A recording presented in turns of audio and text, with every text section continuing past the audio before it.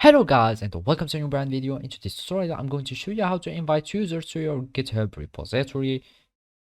So the first thing to do is to open your web browser, either if it was Google Chrome, Mozilla Firefox, Microsoft Edge or any web browser that you are using. After that you will need to go to github.com. And now we will need to create an account so we can be able to use the GitHub services. So basically all we need to do is to click on sign up and then it will redirect us to the sign up page.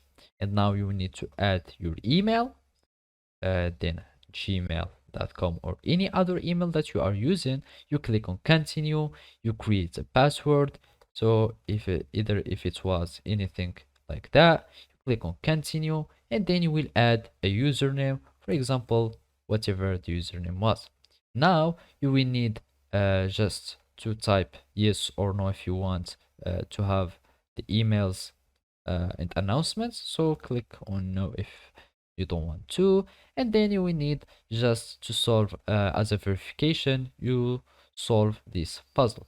So we start this puzzle and the single object we do like this, and then you will do like that, and then you will create an account. So basically after you create an account, all you need to do is to verify your email by having copying the code that will be sent to your email, and then you will just paste it here and you will be able to create a new account on GitHub. After that it will sign in you and you will have access to use the GitHub repository. And basically now all you need to do is to follow these simple steps.